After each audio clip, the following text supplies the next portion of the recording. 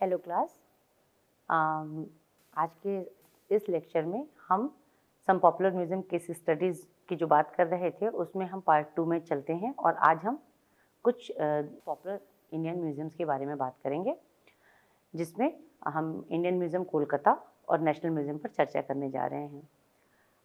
History of museum की जब चर्चा हो रही थी तो उस समय में ये बात हुई थी कि इंडियन म्यूज़ियम कोलकाता जो है वो भारत का पहला संग्रहालय है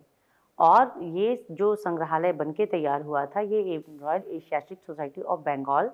का जो कलेक्शन था उस कलेक्शन को 1796 में जब सोसाइटी के जो 2-3 कमरे थे जहाँ पे वो लोग काम करते थे इंडोलॉजिकल स्टडीज़ का और कलेक्शन करने का, ऑब्जेक्ट्स को कलेक्ट करने का, उन पर रिसर्च और स्टडीज़ करने का, तो वहाँ पर काफ़ी अच्छा खासा कलेक्शन जब हो गया उनके पास तो उनके मन में ये बात आई कि इसे एज अ म्यूज़ियम ओपन किया जा सकता है और लोगों को दिखाया जाना चाहिए। लेकिन वहाँ पे प्रॉब्लम ये आ रही थी कि जब भी कोई म्यूज़ियम शुरू करेंगे और कोई म्यूज़ियम रिप्रेजेंट किया जाएगा, जनता के लिए खोला जाएगा, तो एक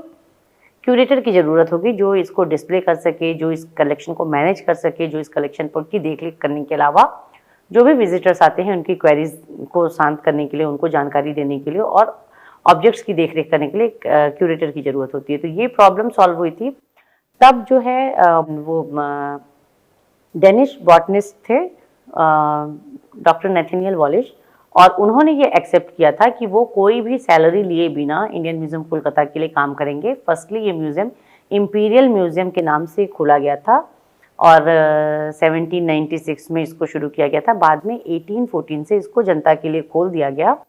और 1866 में ये अपनी जो वर्तमान बिल्डिंग है, जो अभी वर्तमान भवन है इंडियन म्यूज़ियम कोलकाता का, वहाँ पर 1866 में इंडियन म्यूज़ियम कोलकाता के नाम से ये सारा का सारा कलेक्शन शिफ्ट कर दिया गया। जो म्यूज़ियम है इंडियन म्यूज़ियम कोलकाता को हम मल्टी डिसिप्लिनरी म्यूज़ियम के तौर पर जानते हैं, क्योंकि इंडियन म्यूज़ियम कोलकाता भारत का पहला संग्रहालय था। भारतीय संग्रहालयों के इतिहास की जब हम पढ़ाई कर रहे थे तो हमने इस चीज़ को देखा था। प्रारंभिक दौर में बहुत कम संग्रहालय थे संग्रहालयों में, और कलेक्शन के लिए ब्रिटिशर्स की एक नीति ये थी कि जो भी ऑब्जेक्ट्स मिलते हैं उनका जो नियरेस्ट म्यूज़ियम होगा उसके पास में उसको भेज दिया जाएगा, वहाँ पे उसको रखा जाएगा। कम म्यूज़ियम्स होने की वजह से Indian museum Kolkata almost north India को कवर कर रहा था एक लंबे समय तक, क्योंकि भरत स्तूप के जो रिमेन्स मध्य प्रदेश के सतना डिस्ट्रिक्ट में मिलते हैं वहाँ से हमें पता है कि वो सारे के सारे इंडियन म्यूज़ियम कोलकाता को शिफ्ट किए गए थे और आज भी इंडियन म्यूज़ियम कोलकाता में एक भरूच गैलरी है, ऐसा हम और आप जानते हैं। इसके अलावा इंडियन म्यूज़ियम कोलकाता में archaeology, anthropology, geology, zoology, botany के बहुत सारे जो आर्टिफैक्ट्स हैं, जो हिस्टोरिकल कल्चरल इम्पॉर्टेंट जो आर्टिफैक्ट्स हैं वो भी वहाँ पर हैं। इसके अलावा ये जो म्यूज़ियम है ये केवल एक हिस्ट्री और कल्चर का सेंटर नहीं है, बल्कि ये रिसर्च और एजुकेशन के लिए भी एक इम्पॉर्टेंट इंस्टीट्यूट के रूप में काम कर रहा है। म्यूज़ियम की गैलरीज़ की बात करें तो शुरुआत जो होती है 22 गैलरीज़ हैं और इसमें जो है एंट्रेंस में, जहाँ पे एंट्रेंस में पूरा का पूरा एरिया जो होता है आपकी सारी शुरुआती जो फैसिलिटीज़ हैं और सारा जो इंटरेक्शंस होता है म्यूज़ियम स्टाफ और म्यूज़ियम विजिटर्स का।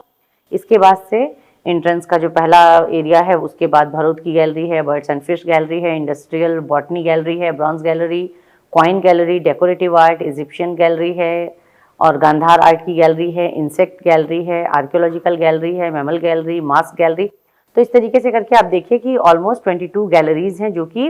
अलग अलग कैटेगरी के ऑब्जेक्ट्स को, अलग अलग कैटेगरी के कलेक्शन को रिप्रेजेंट करती हैं। और इसीलिए ये जो म्यूज़ियम है ये मल्टी डिसिप्लिनरी म्यूज़ियम है, क्योंकि ऑलमोस्ट जो 22 गैलरीज हैं वो 22 तरीके के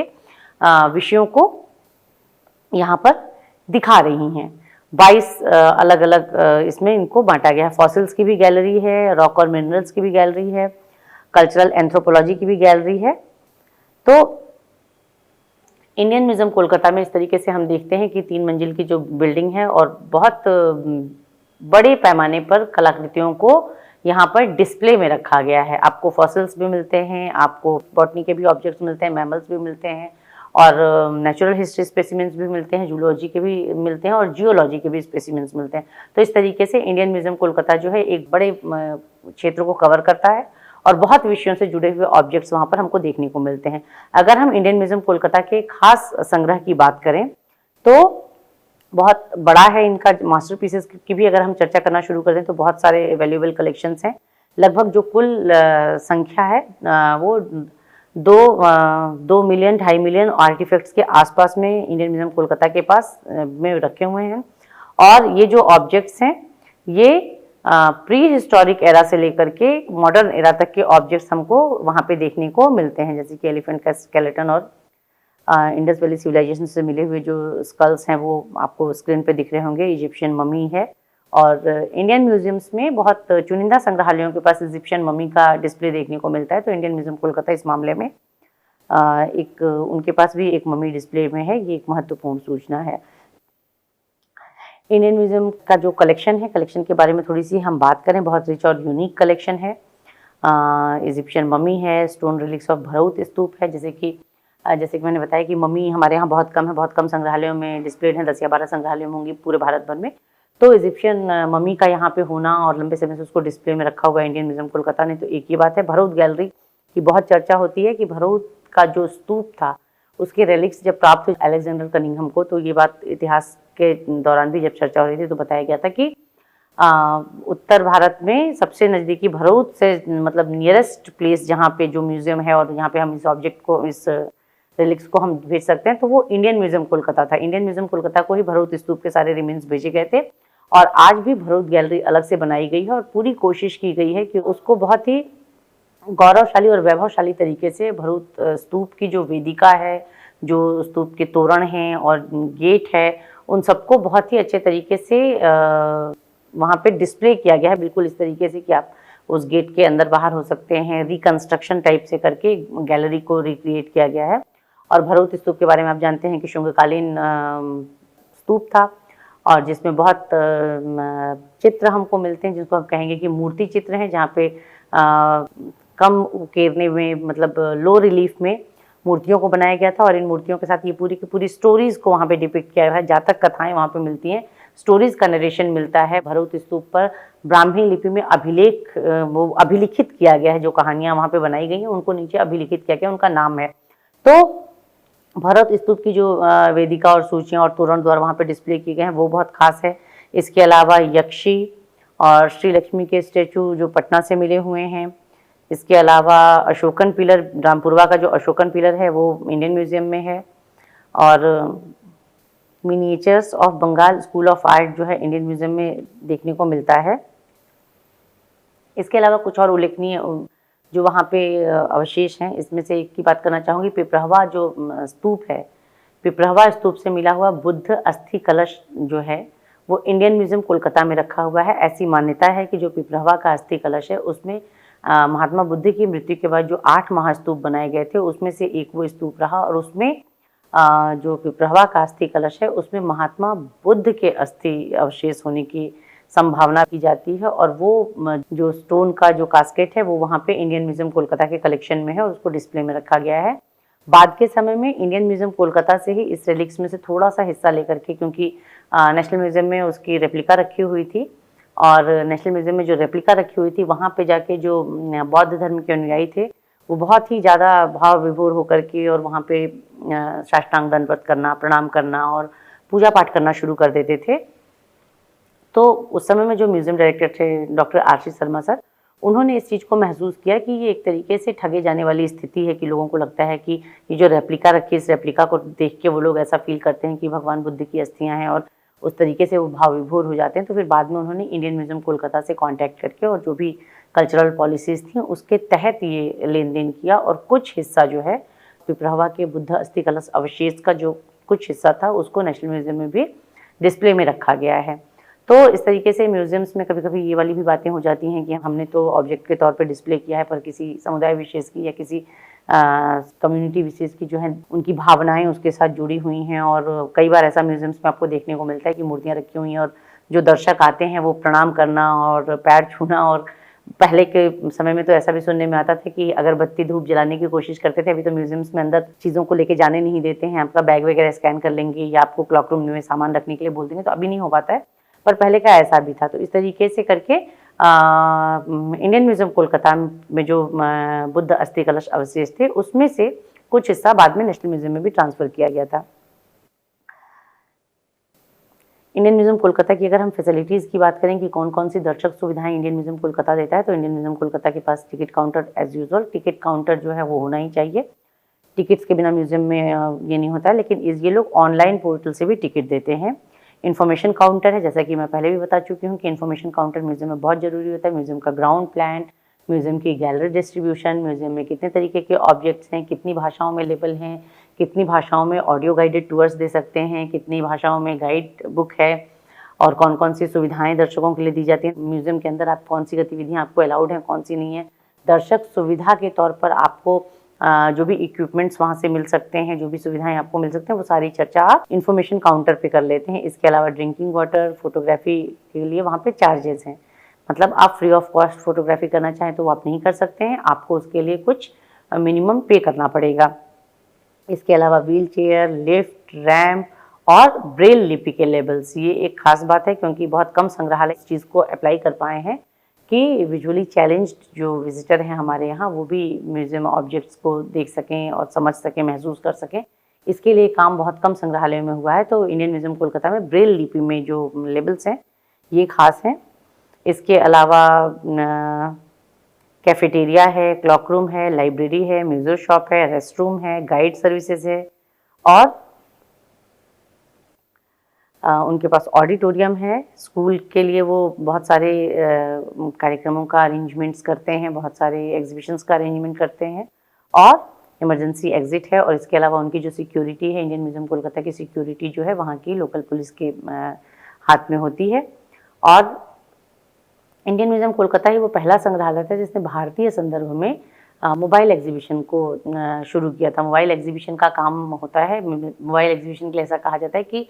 जो विजिटर म्यूजियम तक नहीं आ पा रहे हैं उनके तक म्यूजियम जाने का प्रयास करता है, और इस तरीके से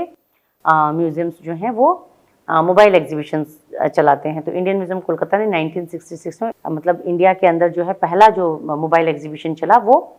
इंडियन म्यूजियम कोलकाता ने शुरू किया था। इस तरीके से इंडियन म्यूजियम कोलकाता जो है भारत का पहला संग्रहालय है, भारत का सबसे बड़ा संग्रहालय है, भारत का पहला जो है बड़ा और बहुविभागीय संग्रहालय है। लगभग हर विषय से जुड़े हुए इतिहास, संस्कृति, anthropology, geology, zoology, botany, palaeobotany, इनसे जुड़े हुए स्पेसिमेंस उनके पास हैं रिच कलेक्शन के साथ, और बड़े अच्छे तरीके से 1866 से आज तक ये म्यूजियम चला आ रहा है, और अच्छे तरीके से दर्शकों को नई नई सुविधाएं देना, नए नए उनके लिए कार्यक्रम आयोजित करना, नए तरीके से उनको अपने साथ जोड़ने का प्रयास करना इंडियन म्यूजियम कोलकाता के माध्यम से बहुत ही अच्छे तरीके से किया जा रहा है। अगला जो संग्रहालय है ये है राष्ट्रीय संग्रहालय नई दिल्ली। इसके विषय में हम पहले भी ये पढ़ चुके हैं कि भारतीय संग्रहालयों का जब विकास क्रम चल रहा था उस समय में एक लंबे समय से मतलब प्री इंडिपेंडेंस एरा में और उसके भी पहले के एरा में एक सेंट्रलाइज्ड म्यूजियम की मांग चल रही थी। लोग चाहते थे कि एक ऐसा बड़ा संग्रहालय हो जो भारतीय सभ्यता संस्कृति की 5000 साल की गौरव गाथा को बहुत अच्छे तरीके से प्रस्तुत करता हो, एग्जिबिट करता हो, और इसके अलावा जो टेक्निकली इतना स्किल्ड हो, टेक्निकली इतना सक्षम हो कि जो अपने सेगमेंट के और संग्रहालयों को, जो अपने से जो दूसरे संग्रहालय जो हैं उनको तकनीकी तौर पर और वैचारिक तौर पर समृद्ध बनाने के लिए काम कर सके। तो एक राष्ट्रीय संग्रहालय की मांग बहुत दिनों से चल रही थी। 1948 में पूरे भारतवर्ष से बहुत सुंदर सुंदर अच्छी कलाकृतियों को एकत्र करके, मास्टरपीसेस ऑफ इंडियन आर्ट को एकत्र करके क्रिस्टल पैलेस लंदन में एक एग्जीबिशन लगाने के लिए भेजा गया था। 1 साल तक ये एग्जीबिशन चली, और जब ये एग्जीबिशन के जो ऑब्जेक्ट्स थे, जो पूरी की पूरी क्यूरेटेड एग्जीबिशन थी, वो जब भारत वापस आई तो ऐसा एक विचार आया कि राष्ट्रपति भवन के दरबार हॉल में एक बार इस एग्जीबिशन को रिक्रिएट करते हैं, और यहाँ पर जब सब लोग देख लेंगे तो उसके बाद से जो भी ऑब्जेक्ट्स हैं इनको वापस कर दिया जाएगा। और राष्ट्रपति भवन के दरबार हॉल में इसको रिक्रिएट किया गया। और जब ये एग्जीबिशन रिक्रिएट हुई उसी समय में ये बात याद आई और ये लोगों को समझ आया कि एक जो सेंट्रल म्यूजियम हमको बनाना है, जो नेशनल म्यूजियम हमको बनाना है, उसके लिए इससे अच्छा जो ग्रुप ऑफ कलेक्शन है वो हमको नहीं मिलेगा। तो इस बात के प्रयास किए गए कि ये जो ऑब्जेक्ट्स जो देश भर के राजा महाराजा या फैमिलीज ने या ट्रस्ट ने या लोगों ने व्यक्तिगत जो अपना कलेक्शन दिया था, उनसे संपर्क साधा गया कि एक राष्ट्रीय संग्रहालय की स्थापना करनी और आपके ऑब्जेक्ट को लेना चाहते हैं। तो ज़्यादातर लोगों ने अपनी सहमति दे दी और स्वेच्छा से अपने ऑब्जेक्ट्स प्रदान कर दिए। कुछ लोगों ने उसके लिए मतलब जो भी मूल्य लेना और जिस तरीके से भी करना है, तो लगभग ये पूरी की पूरी जो एग्जीबिशन क्रिस्टल पैलेस लंदन में लगी थी और वापस आके राष्ट्रपति भवन के दरबार हॉल में लगाई गई थी। ये पूरी की पूरी जो एग्जीबिशन थी, इसी के साथ जो है 15 अगस्त 1949 को राष्ट्रपति भवन के दरबार हॉल में भारत के राष्ट्रीय संग्रहालय की स्थापना हुई। बाद में इस संग्रहालय का अपना भवन बना और इसको अपने भवन में 1960 में इसको शिफ्ट कर दिया गया और जनता के लिए खोल दिया गया। और नेशनल म्यूजियम जो है भारत का राष्ट्रीय संग्रहालय है और भारतीय सभ्यता, संस्कृति और इतिहास को, जो हमारी जो 5000 वर्षों की, जिसको हम गौरव गाथा कहते हैं, सांस्कृतिक गौरव गाथा जो है, उसको बहुत अच्छे तरीके से प्रस्तुत करता है। राष्ट्रीय संग्रहालय के पास प्री हिस्टोरिक एरा से लेकर के और मॉडर्न एरा तक के ऑब्जेक्ट्स हैं। लगभग 2 लाख के आसपास ऑब्जेक्ट्स राष्ट्रीय संग्रहालय में संकलित हैं और विभिन्न विभागों से जुड़े हुए हैं, जिसमें कि अगर हम बात करें कि कौन कौन सी गैलरीज हैं या कौन कौन से सेगमेंट हैं इनके पास, तो उसमें हम देख सकते हैं कि Harappan civilisation gallery, archaeological gallery, Buddhist art gallery, Indian miniature painting gallery, decorative art galleries जिसको कि 1 एंड 2 हैं, ये ज्वेलरी की गैलरी है, मैन्युस्क्रिप्ट की गैलरी है, सेंट्रल एशियन एंटीक्विटी है, ऑरल स्टील का ये कलेक्शन था और बाद में ये नेशनल म्यूजियम के कलेक्शन में शामिल कर लिया गया। Coin gallery, textile and costumes gallery, pre Columbian and western art gallery, wood carving की गैलरी है, म्यूजिकल इंस्ट्रूमेंट की गैलरी है, ट्राइबल लाइफस्टाइल की गैलरी है, आर्म्स की गैलरी है, तंजौर एंड मैसूर पेंटिंग्स हैं और लेट मेडिवल गैलरी भी यहाँ पर है। इस तरीके से लगभग 30 के आसपास गैलरीज जो हैं राष्ट्रीय संग्रहालय नई दिल्ली में हैं, जिसमें मैरीन टाइम का भी एक गैलरी है। और इसके अलावा एक नया एक्सपेरिमेंट किया गया है राष्ट्रीय संग्रहालय में, जैसे कि हम बात कर रहे हैं कि हम चैलेंज विजिटर्स के लिए फैसिलिटीज देने की कोशिश करते हैं, उनको संग्रहालयों से जोड़ने की कोशिश करते हैं। तो इसमें एक नया प्रयोग किया है राष्ट्रीय संग्रहालय ने। राष्ट्रीय संग्रहालय ने अनुभव नाम से एक टेक्टाइल गैलरी बनाई है, जहाँ पर जो ऑब्जेक्ट्स हैं उनके ओरिजिनल, उनके रिप्लिकास को तैयार किया जाता है, ब्रेल लिपि में इनके लेबल होते हैं और विजुअली चैलेंज्ड विजिटर्स को इस बात का आश्वासन होता है कि वो इस गैलरी में जाकर के जो भी ऑब्जेक्ट्स हैं, क्योंकि उनका मेन जो उनकी जो सेंस काम कर रही है, जिसके थ्रू वो देखते हैं या समझते हैं या सुनते हैं या सेंस करते हैं, तो वो टच करके ही चीज़ों को देख सुन समझ सकते हैं। तो उनको टेक्टाइल गैलरी के माध्यम से ये सुविधा दी गई है कि वो ऑब्जेक्ट्स की रिप्लिकास को अच्छे से छू करके देख करके समझ सकते हैं और ब्रेल लिपि में उसके जो लेवल हैं उसको पढ़ करके वो उसके बारे में प्रॉपर इन्फॉर्मेशन इकट्ठी कर सकते हैं। तो इस तरीके से एक नए तरीके का जो अनुभव देने का प्रयास किया है नेशनल म्यूजियम ने, गैलरी का नाम ही रखा है अनुभव। अगर हम कलेक्शन की बात करें तो जैसा कि मैंने कहा कि राष्ट्रीय संग्रहालय की स्थापना का विचार ही इसीलिए आ रहा था कि भारतीय सभ्यता संस्कृति की गौरव गाथा को प्रस्तुत किया जा सके, इसके जो रिच एलिमेंट्स हैं उसको दुनिया के सामने लाया जा सके। तो जो इंडियन म्यूजियम कोलकाता है, 2 लाख से ऊपर ऑब्जेक्ट्स हैं इनके पास और 5000 वर्षों का इतिहास ये अपने आप में समेटते हैं। इसमें जो कलेक्शन है उसमें स्कल्पचर्स हैं, स्टोन, ब्रॉन्ज, टेराकोटा के, वुड के, large collection of miniature paintings हैं, मैन्युस्क्रिप्ट्स हैं, कॉइन हैं, आर्म्स हैं, jewellery, textile, costumes, anthropological objects, antiquities of central Asia है, प्री कोलंबियन आर्टिफैक्ट्स है और कुछ नॉन इंडियन कलेक्शन भी है इनके पास। इसके अलावा मेरीन टाइम का जैसे मैंने चर्चा किया, टेक्सटाइल गैलरी की जो चर्चा की, इस तरीके से इनके पास बहुत सारे ये हमको देखने को मिलते हैं, ऑब्जेक्ट्स हमको देखने को मिलते हैं। अगर हम बात करें कि राष्ट्रीय संग्रहालय नई दिल्ली के मास्टरपीसेस के बारे में अगर हम बात करना शुरू करें कि कौन कौन सी चीज़ें, तो सबसे पहले हड़प्पा सभ्यता के उत्खनन से प्राप्त जो भी आर्टिफैक्ट्स हमको मिले हैं वो सारे के सारे नेशनल म्यूजियम में हैं और नेशनल म्यूजियम की हड़प्पन गैलरी में इनको बहुत अच्छे तरीके से प्रस्तुत किया गया है। जो डांसिंग गर्ल, जो ब्रॉन्ज की डांसिंग गर्ल ऑफ मोहनजोदड़ो है, जिसके बारे में बहुत चर्चा होती है कि डांसिंग पोजीशन में है, हाथ में चूड़ियाँ पहन रखी हैं, हाथ में कुछ ऑब्जेक्ट पकड़ा हुआ है, हेयर स्टाइल की चर्चा होती है, जूड़ा है, ऑर्नामेंट्स हैं, गले में जो नेकलेस है, जो पीस है, डांस पोजीशन पे बात होती है कि कॉन्ट्रोपोज तो डांस पोजीशन में है, रेस्ट करे, डांस करते करते डांसर रेस्ट करे। अच्छा, ये इतनी छोटी सी फिगरीन में इतनी सारी चीज़ें उभर कर आती हैं, मेटल की जो क्वालिटी है उसके अलावा छोटी सी फिगरीन में फेशियल एक्सप्रेशंस, हेयर, ऑर्नामेंट्स, तो इसको देख करके अपने आप में एक आश्चर्य होता है कि उतने समय पहले जब तकनीकी रूप से हम इतने उन्नत नहीं रहे होंगे, ऐसी एक सोच आती है कि तकनीकी रूप से उन्नत नहीं रहेंगे। हालाँकि उनके क्रिएशंस को देख के ऐसा नहीं लगता है, पर फिर भी ये चीज़ एक आश्चर्य को जन्म देती है कि इतना छोटे से फिगरीन में इतने स्पष्ट तौर पर सारी चीज़ों को उभारना बहुत मुश्किल काम है। और मेटल का जो अपना जो कॉम्पोजिशन है और वो सब चीज़ें, तो वो एक अलग तरीके से। इसके अलावा राखी गढ़ी से मिला हुआ जो शवाधान है, उसको वहाँ पे जो स्केलेटन है, उनको वहाँ पे ज़मीन पर अच्छे से कब्र की तरह से बरियल का पूरा वो रिक्रिएशन किया गया और उनको वहाँ पे प्रस्तुत किया गया है। इसके अलावा जो भी स्कल्पचर्स मिले हैं, बीड्स मिले हैं, खिलौने मिले हैं, जो टेराकोटा के तरह तरह के एनिमल फिगरीन मिले हैं, बैलगाड़ियाँ मिली हैं और खेल खिलौने मिले हैं, उनको भी उसमें प्रस्तुत किया गया है। इंडस वैली की डांसर के अलावा वहाँ पर राष्ट्रीय संग्रहालय नई दिल्ली में मिनिएचर पेंटिंग्स के कलेक्शन के लिए वो जाना जाता है और बहुत बड़ा संग्रह है मिनिएचर पेंटिंग्स का। इसके अलावा शील्ड ऑफ महाराजा संग्राम सिंह, अमरावती महास्तूप के कुछ रिलीफ्स भी उनके पास हैं। सेंट्रल एशियन जो प्री कोलंबियन आर्टिफैक्ट्स जो है वो मतलब भारत के बाहर से जुड़े हुए जो ऑब्जेक्ट्स उनके पास देखने को मिलते हैं। इसके अलावा कॉइन्स में गुप्त काल की गंगा यमुना की टेराकोटा फिगरीन्स जो हैं वो भी राष्ट्रीय संग्रहालय में हैं और ये अपने आप में गुप्त आर्ट के बहुत सुंदर नमूने हैं, जिसमें फुल लेंथ स्कल्पचर्स हैं टेराकोटा में, जिसमें मकर वाहिनी गंगा और पूर्व वाहिनी यमुना की मूर्तियां बनी हुई हैं, जो हम जानते हैं कि दोनों नदियां हैं और उनको उनके गॉडेस फॉर्म में रखा जाता है। प्रायः हमारे जो मंदिरों का जो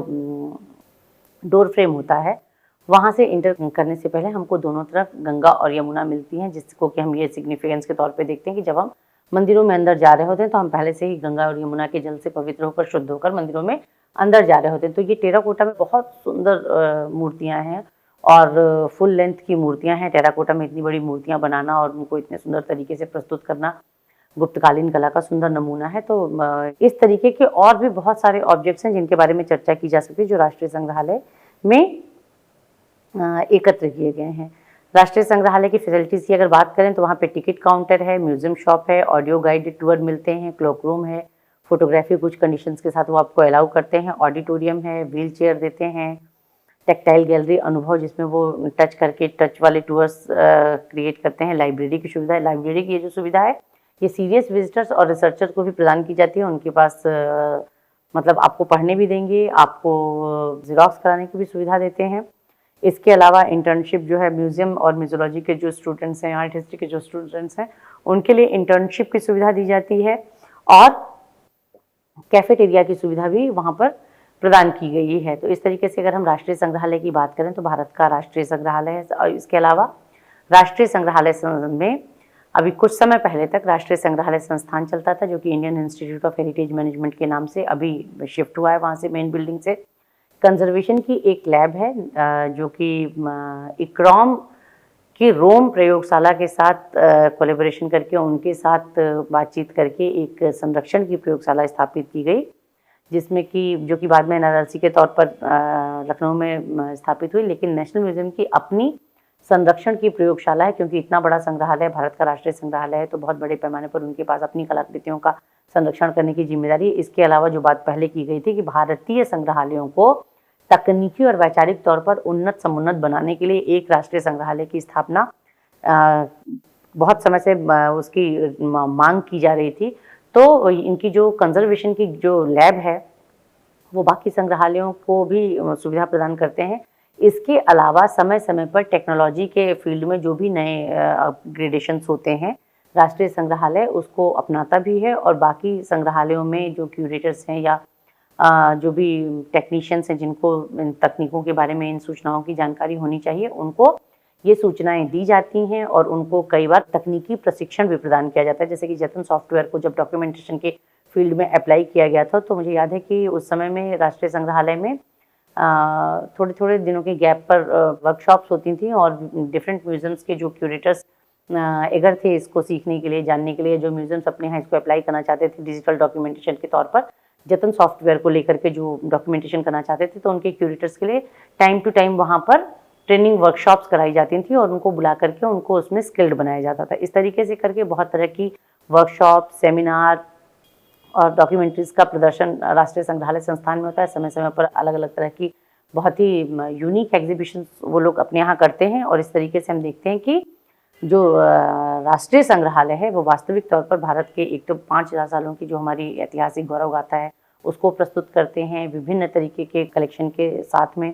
तकनीकी तौर पर अन्य संग्रहालयों की सहायता कर रहे हैं, दर्शकों को सुविधा दे रहे हैं और अंतर्राष्ट्रीय स्तर पर भारत के समग्र संस्कृति को एक जगह पर राष्ट्रीय संग्रहालय के तौर पर प्रस्तुत कर रहे हैं। तो इस तरीके से राष्ट्रीय संग्रहालय जो है अपने आप में एक बहुत महत्वपूर्ण संग्रहालय हो जाता है भारतीय संग्रहालयों के संदर्भ में जब हम चर्चा परिचर्चा करते हैं। तो